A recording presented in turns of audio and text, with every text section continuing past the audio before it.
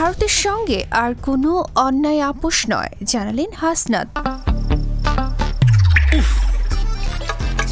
কুয়াশায় চাল চুইয়ে পানি, আর কত হয়রানি। আছে সমাধান। বসত ঘরে লাগাও আনোয়ার শীট, সারা ঘর থাকে শুকনা, সর্দি কাশিও থাকে দূরে। আনোয়ার শীট।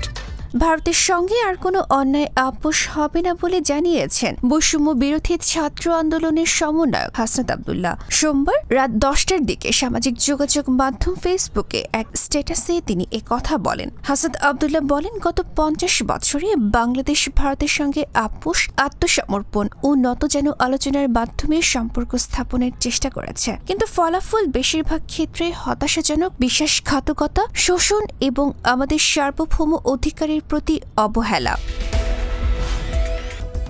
বৈষম্য বিরোধী ছাত্র আন্দোলনের অন্যতম এই সমন্বয়ক বলেন, এখন সময় এসেছে নতুন এক দৃষ্টিভঙ্গির। আগামী দিনগুলোতে বাংলাদেশ ভারতের সঙ্গে সমতার ভিত্তিতে দৃঢ় প্রত্যয় এবং স্পষ্টতার সঙ্গে সম্পর্ক স্থাপন করবে। আর কোনো অন্যায় আপোষ হবে না। আমরা যা ন্যায়সঙ্গতভাবে আমাদের অধিকার তা দৃঢ়ভাবে রক্ষা করব এবং দাবি করব।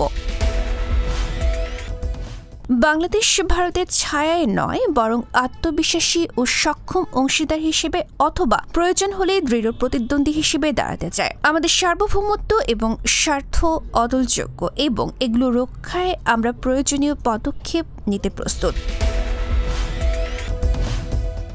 ডেস্ক রিপোর্ট, গণমানুষের আওয়াজ।